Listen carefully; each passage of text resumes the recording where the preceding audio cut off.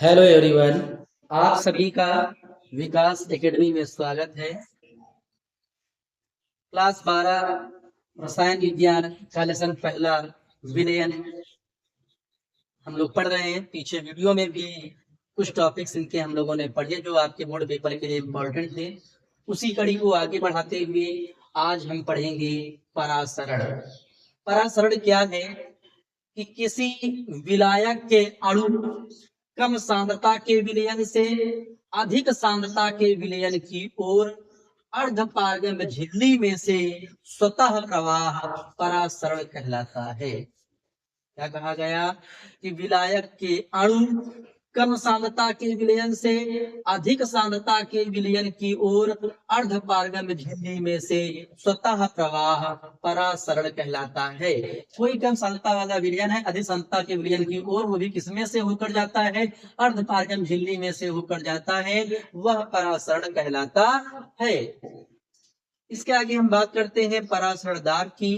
परासरण दाब में क्या होता है कि किसी विलयन को विलायक में से, किसी विलयन को अर्धपारगम्य झिल्ली द्वारा विलायक में से पृथक करने पर, कोई विलयन है उसको अर्धपारगम्य झिल्ली में से विलायक के द्वारा पृथक कर लेते हैं और उसके बाद परासरण क्रिया को रोकने के लिए विलयन पर बाहर से लगाया गया दाब विलयन का परासरण दाब कहलाता है। क्या कहा गया कि कोई विलयन है, किसी विलयन को अर्धपारगम्य झिल्ली द्वारा विलायक से पृथक करने पर परासरण क्रिया को रोकने के लिए बाहर से विलयन पर लगाया गया दाब परासरण दाब कहलाता है। बिल्कुल आपको इसको समझना है, लिखना अपने भाषा में है। ये नहीं कि जो मैंने बोला आपको हूबहू वही लिखना, वही उसी चीज को लिखना है, ऐसा कोई बात नहीं होता है। बस तरीका आपका सही होना चाहिए, जो मैं समझाऊं जो कहूं बात वही लिखें, अपने शब्दों में लिखे। ठीक है, तो यहाँ पे क्या किया गया कि विलयन है, विलयन को विलायक से पृथक किया गया, वो भी किसके द्वारा? अर्धपारगम्य झिल्ली द्वारा। विलयन को विलायक से पृथक किया गया किसके द्वारा? अर्धपारगम्य झिल्ली द्वारा। और जब पृथक हो गया तब परासरण क्रिया को, किस क्रिया को? परासरण क्रिया को रोकने के लिए विलयन पर बाहर से एक दाब लगाया गया, जिसे हम कौन सा दाब कहते हैं? विलयन का परासरण दाब कहते हैं। बिल्कुल आसान सा। लास्ट टाइम सुनते हैं फिर आगे बढ़ते हैं। क्या कहा गया कि किसी विलयन को अर्धपारगम्य झिल्ली द्वारा विलायक से पृथक करने पर परासरण क्रिया को रोकने के, जब पृथक हो जाए उसके बाद परासरण क्रिया को रोकने के लिए बाहर से विलयन पर लगाया गया दाब विलयन का परासरण दाब कहलाता है। इतना शब्द इस्तेमाल हुआ अर्धपारगम्य झिल्ली। अर्धपारगम्य झिल्ली क्या है? अर्धपारगम पारगम्य झिल्ली क्या है? तो बात करते हैं हम अर्धपारगम्य झिल्ली की। तो अर्धपारगम्य झिल्ली वे झिल्लियां होती हैं जिससे विलायक के अणु तो आर पार चले जाते हैं परंतु विलेय के अणु आर पार नहीं जा सकते हैं। वे झिल्लियां अर्धपारगम्य झिल्ली कहलाती हैं। विलय में दो चीजें होती है, हमने बताया था, विलेय और विलायक। विलेय और विलायक, कोई अर्धपारगम्य झिल्ली है और यहाँ पे विलयन भाई देखिए आपने कोई रख लिया, कोई विलयन भर लिया, तो इससे केवल विलायक के अणु तो आर पार चले जाएंगे परंतु जो विलेय के अणु होते हैं वे नहीं जाते हैं। उसे हम कौन सी झिल्ली कहते हैं? अर्धपारगम्य झिल्ली। क्लियर हुआ? अर्धपारगम्य झिल्ली क्या है कि विलायक के अणु को आर पार जाने दे परंतु विलेय के अणु को आर पार ना जाने दे। अपने में से ऐसी झिल्ली जो क्या कहते हैं, विलायक के अणु को अपने में से जाने दे परंतु विलेय के अणु को ना जाने दे, अर्धपारगम्य झिल्ली कहलाती है। आई बात समझ में? तो बिल्कुल सिंपल सा था परासरण दाब, बहुत ही आसान सा।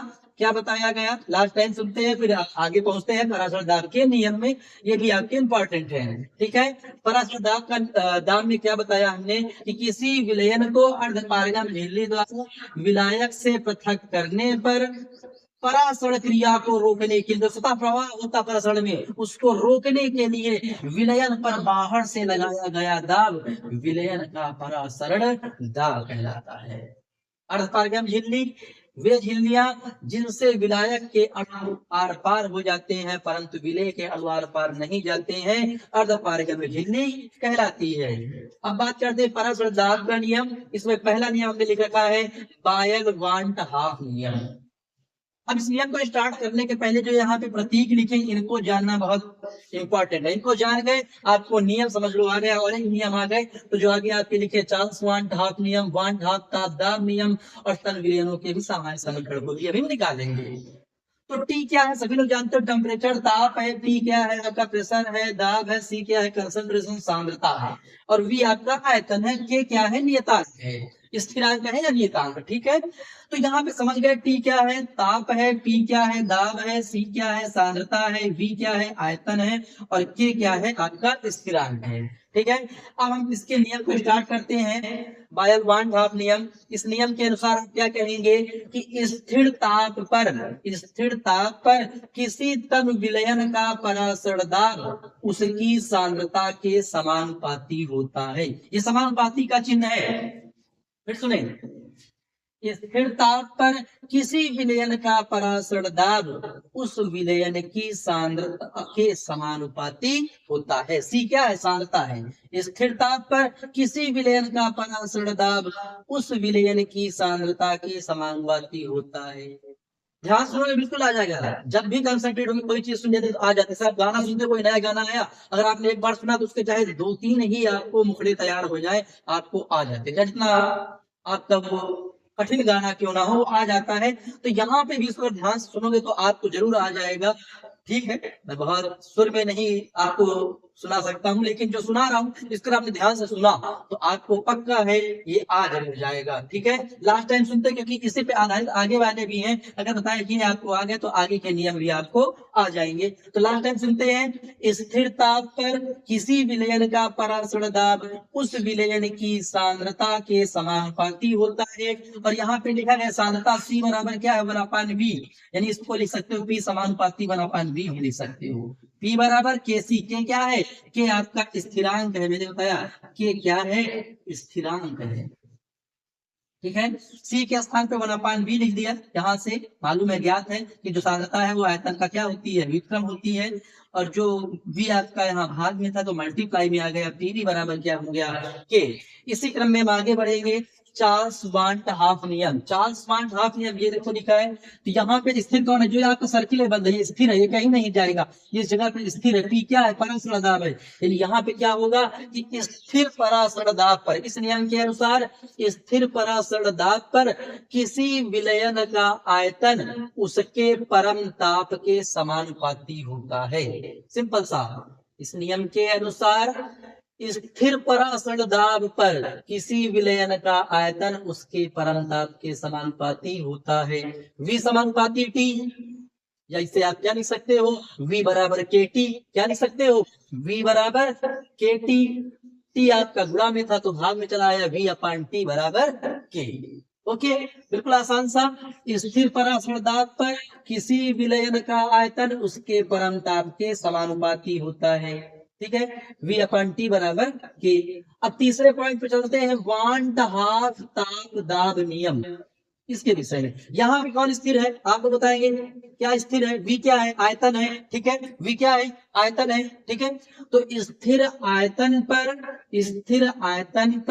किसी विलयन का परासर दाब उसके परम ताप के समानुपाती होता है। कितना आसान सा, तीनों मिल रहे हैं।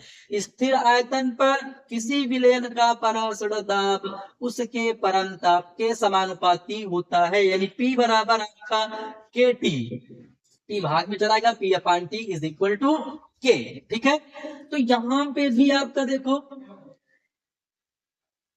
P समानुपाती T था, यहाँ पे V समानुपाती T था, यहाँ पे P समानुपाती C, और आपका जो स्थिर है वो आपका चेंज होता गया इन्हीं में से। ठीक है, अब इन तीनों को एक बार फटाक से देखते हैं, फिर इसके सामान्य समीकरण को देख लेते हैं। सबसे पहले बायर वांट हाफ नियम क्या हमने बताया कि स्थिर ताप पर किसी विलयन का परासर दाब उस विलयन की सांद्रता के समानुपाती होता है। चार्ल्स वांट हाफ नियम में क्या होता है, स्थिर परासर दाब पर किसी विलयन का आयतन उसके परम ताप के समानुपाती होता है। वांट हाफ ताप दाब नियम क्या बताया कि स्थिर आयतन पर किसी विलयन का परासर दाब उसके परम ताप के समानुपाती होता है। अब हम बात कर लेते हैं यहाँ पे तन विलयनों के सामान्य समीकरण के विषय में हम बात करते हैं। ठीक है, क्या लिखा है यहाँ पे, तन विलयनों के समीकरण। तो यहाँ पे हमने दो नियम पढ़े आपके, एक पराशर दाब नियम और दूसरा हमने पढ़ा है तन विलयनों के वान घात ताप दाब नियम। इन दोनों नियमों को हम लेंगे, पहले वाले और तीसरे वाले को यहाँ पे लिख देंगे प्रथम और द्वितीय नियम से, प्रथम और द्वितीय नियम से, प्रथम और द्वितीय नियम से, सॉरी द्वितीय नहीं है आपका, तृतीय है। कौन सा है, तृतीय है, तृतीय से, ठीक है। तो प्रथम नियम आपका है P समानुपाती C, P समानुपाती C, और जो आपका अगला है वो कौन सा है, P समानुपाती T।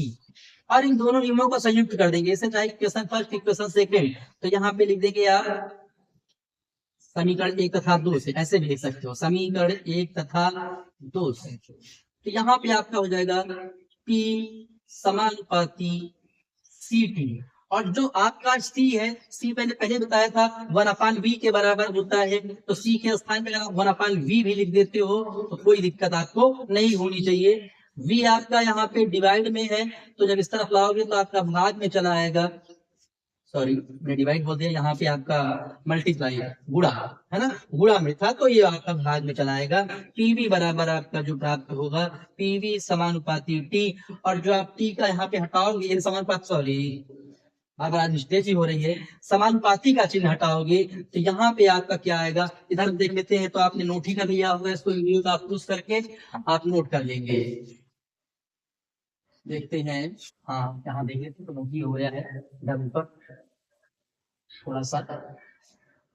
PV बराबर RT, PV बराबर RT, जो आपका R होता है वो R जो होता है वो यस के बराबर होता है, ठीक है। तो हम PV बराबर आपका ST भी लिख सकते हैं, क्या लिख सकते हैं, ST भी लिख सकते हैं, ठीक है।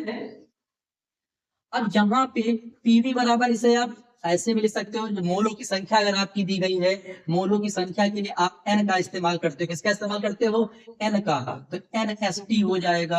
अगर मान लीजिए दिया गया नंबर आपकी मोलों की संख्या N है, ठीक है, और यहाँ पे जो आपका V है इसको आप भाग में अगर भेज देते हो तो N/V ST, ठीक है, इसको आप बॉक्स में बंद कर दें, यहाँ से एक फार्मूला बन जाता है। और N/V जो आपका N/V है वो आपका C के बराबर होता है, तो इसे ऐसे भी लिख सकते हो P बराबर CST, एक फार्मूला यहाँ से और कंप्लीट आपका हो जाता है, ठीक है। बात समझ में आई। सबसे पहले हमने क्या लिखा, PV बराबर RT, R आपका यस के बराबर था, R के स्थान पे हमने यस लिख दिया, ठीक है। और यहाँ पे अगर मोलों की संख्या N है तो PV बराबर NST कर दिया, V आपका गुणा से भाग में चला आया, तो तब यहाँ पे आपका हो गया C, तो P बराबर CST।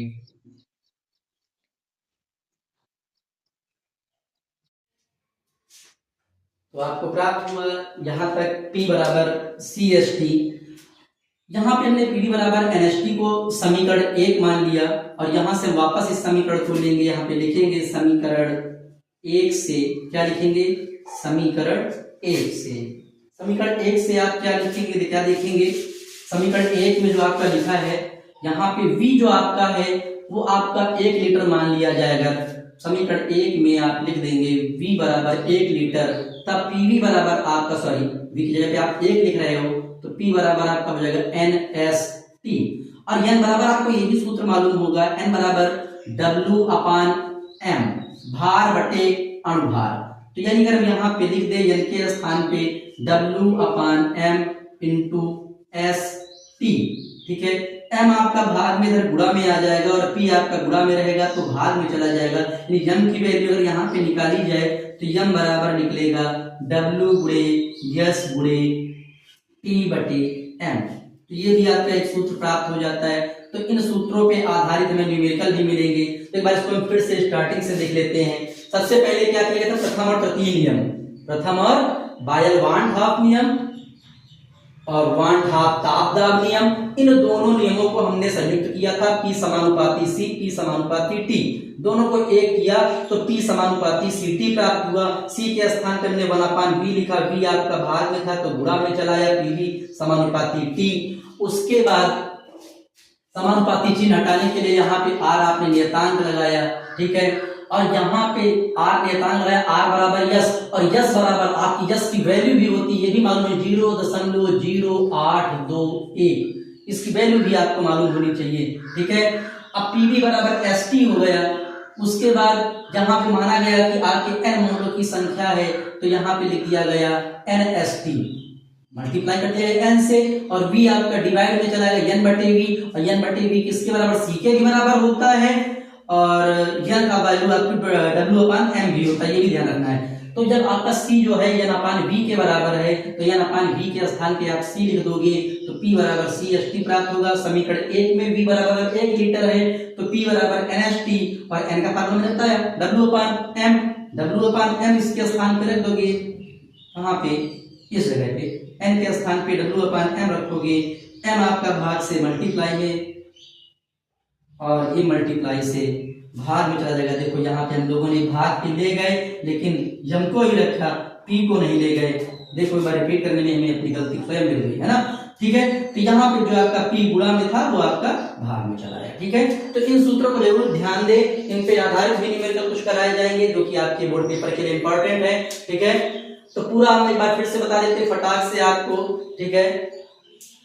सारे नियमों की अगर बात करें, एक नियम तुमने विटाल मीडिया से समझा आपको दिया गया था, इन सभी नियमों को आप एक दो बार अगर देख लेते हो वीडियो को तो बड़े अच्छे से आपको समझ में आ जाएगा और अच्छे से आप पेपर में कर ले जाओगे, ठीक है। कोई अगर आपको समस्या है तो मैंने कई बार कहा है, आप पूछे जरूर, कमेंट में पूछे, व्हाट्सएप नंबर आपका वीडियो पे नीचे आता रहता है, उसको नोट करके या उस पर कॉल करके या उस पर क्वेश्चन लिख करके ये समस्या सर है, इसको जरा इस हिसाब से समझा दे, या इस टॉपिक को कोई नया टॉपिक आपको कोई लग रहा है कि जो समझ में नहीं आ रहा हो, आप पढ़ रहे हो, उस टॉपिक को भेजिए, उनको भी आपको समझाया जाएगा। क्योंकि ये जो हमने चैनल बनाया खास करके आप सभी लोगों के लिए बनाया कि जिससे कि आप सभी लोग अच्छे से पढ़ सकें। Thank you for watching.